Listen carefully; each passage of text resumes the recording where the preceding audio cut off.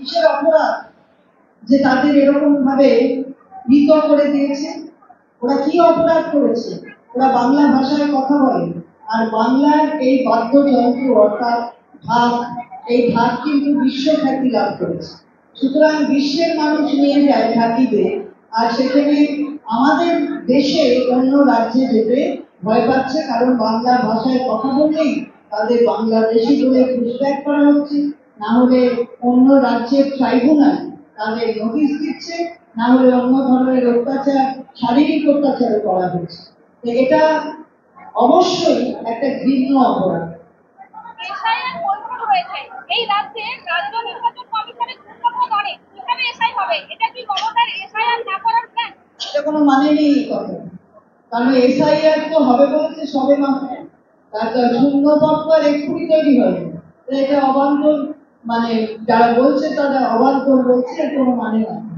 সুতরাং রাজ্যে এসআইআর কিভাবে কি করবে সেটা আমরা দেখবো, একটা বৈধ ভোটারকেও কাটতে আমরা দেবো না। এসএসসি পরীক্ষা আগামীকাল, চন্দ্রপুরের এক ব্যক্তি প্রশ্ন ফাঁসের বিষয়ে ধরা পড়েছিলেন ফেসবুকে। ভুয়ো খবরে ফেসবুকে ছড়ানোর জন্য তাকে গ্রেফতার করা হয়েছিল, কিন্তু শুভেন্দু অভিযোগ করছেন যে এবার ওএমআরে নয় জেলার ভিত্তি হচ্ছে প্রশ্ন। কি বলছেন শুভেন্দু বাবু সে বিষয় নিয়ে আমার কোনো বলার কিছু নেই। এটা যে ফেক বলেছে সেটা পুলিশের কাছে ধরা পড়েছে এবং সেটা মানুষ দেখেছে।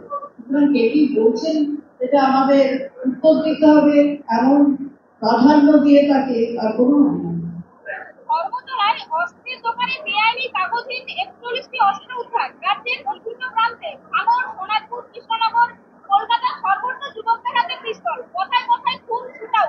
আইন শৃঙ্খলার কি অবস্থা?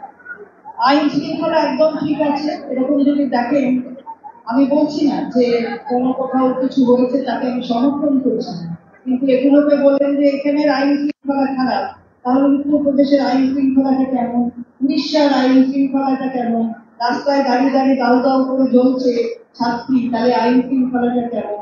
এখানে তো এখানকার পুলিশ ধরেছে, বেআইনি অস্ত্র যেখান থেকে তাদের কাছ থেকে ধরার পুলিশ সর্বতভাবে সাহায্য করে সেই যাতে এই ধরনের ঘটনা না ঘটে সেগুলো দেখছে। সুতরাং প্রশাসন নিশ্চিতভাবে তার নিজের কাজ করছে। যারা এই ধরনের কথা বলে তারা নিজেদের যারা রাজ্য যেখানে করছে সেগুলোরও তাহলে ব্যাখ্যা দিক। আমি কোনো খারাপ কাজের কিংবা অস্ত্রের সমর্থন করছি না, কিন্তু আমি বলতে চাই যে পুলিশ যে কাজটা করছে পুলিশকে কাজটা করতে দিন, আর অন্য রাজ্যে কেন হচ্ছে সেটার উত্তর দিন।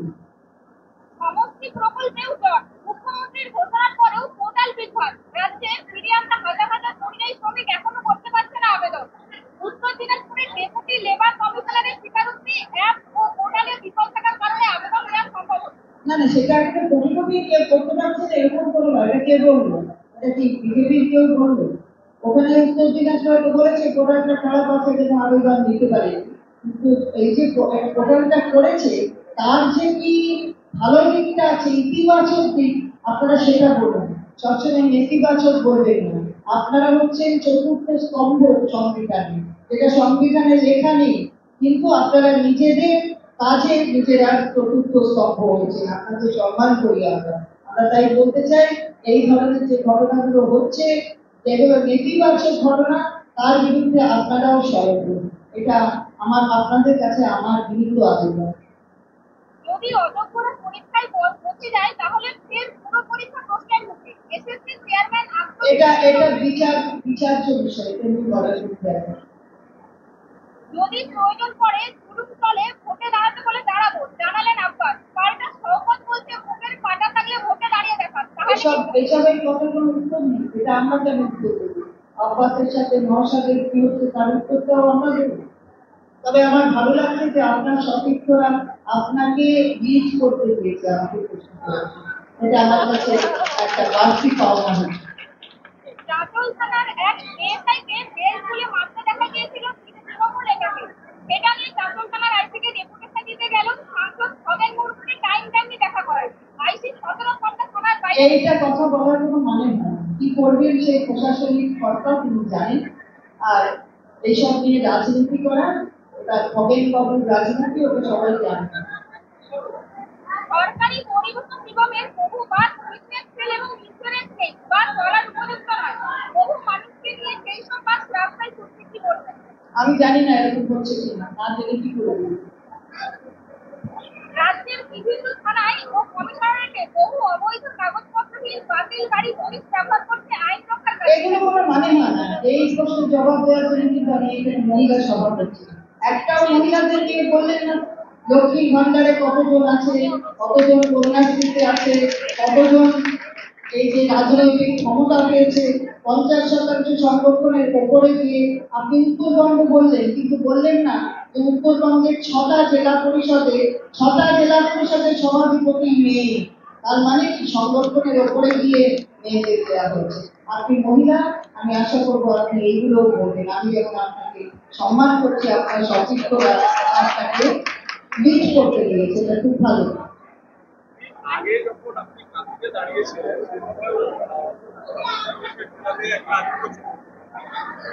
যখন আপনি কাঁথি বিধানসভা থেকে দাঁড়িয়েছিলেন সেই সময় তৃণমূল কংগ্রেস এবং এই সময়কার তৃণমূল কংগ্রেসের মধ্যে কি ফারাক হচ্ছে? ফারাকের কি আছে? তৃণমূল কংগ্রেসই আছে আরো বেশি শক্তিশালী হয়েছে। যারা ওইখানে দাঁড়িয়ে দুর্বল করতে চেষ্টা করছে তারা দুর্বল করতে পারবে না। তারা তো একসময় তৃণমূল কংগ্রেসে করছে, দুর্বল তো হয়নি। তৃণমূল কংগ্রেস ওদের চলে যাওয়ার দুর্বল হয়নি, আরো বেশি শক্তিশালী হয়েছে। এখানে এটা প্রমাণিত। সুতরাং এখানে দাঁড়িয়ে তো আমি নিয়ে বসে আছি এদের তাপসী, এটা তো আমাদের শক্তিকে বৃদ্ধি করেছে। মহিলা এসেছে, আমি শক্তি বৃদ্ধি বলে মনে করি। তাই এখানে আমাদের শক্তি উত্তরোত্তর বৃদ্ধি পাবে। দুর্বল করতে চেষ্টা করলেই দুর্বল করা যায় না। একটা বিষয় আইসিডিএস এর পক্ষ থেকে একাধিকবার অভিযোগ করা হয়েছে যে তাদের দীর্ঘদিন আগে অ্যালোকেট হওয়া টাকা, কি ফোনের টাকাটা দেওয়া হচ্ছিল, এটা কবে নাগাদ তাদের? না, দীর্ঘদিনের অ্যালটমেন্ট এটা না, এটা স্মার্টফোন এই বাজেটে বলা হয়েছে। এই বাজেটে আমরা বলে দিয়েছিলাম যে এই স্মার্টফোন দেওয়া হবে। এই স্মার্টফোন গুলো আমরা এই প্রক্রিয়াটা প্রায় শেষ হয়ে গেছে, এদের ব্যাংক অ্যাকাউন্টে ঢুকবে, এটা তো আমি বললাম। আমি তো ওপেনলি বললাম যে 25 সালের এটা ব্যাংক অ্যাকাউন্টে ঢুকবে। আর আরেকটা কথা বলছে, আপনি যখন আইসিডিএসটা খুলবেন তাহলে হচ্ছে এটা 75 সালের প্রজেক্ট, কেন্দ্রীয় সরকারের প্রজেক্ট। আপনি জানেন কেন্দ্রীয় সরকার কতটুকু টাকা দেয় সহায়িকা এবং ওয়ার্কারকে? আমরা তার 40% তো দিই, তার সাথে সাথে আমরা যাতে তারা একটা সম্মানযোগ্য সম্মানিত পাক তার জন্য কিন্তু রাজ্য সরকারের পোস্ট থেকে তাদের টাকা দেওয়া হয়। সুতরাং আপনি কেন্দ্রীয় সরকারের কাছে এই কথাগুলো সংবাদ মাধ্যমের দ্বারা তুলে ধরতে হবে যে এই যে বাজেট হয় আইসিডিএস এর বাজেটে তাদের টাকা বরাদ্দ, টাকা বাড়ে না কেন? কেন তারা তো সব করে, তাদের বাড়ে না কেন? আশাদের বাড়ে না কেন? তাদেরও যে প্রত্যেকটা কাজের পেছনে একটা করে ভাতা আছে, সেটা বাড়ে না কেন? প্রজেক্ট তো কেন্দ্রীয় সরকার, আশার প্রজেক্ট তো কেন্দ্রীয় সরকারের, আইসিডিএস প্রজেক্ট তো কেন্দ্রীয় সরকার। ঠিক আছে, আর কোনো নেই প্রশ্ন?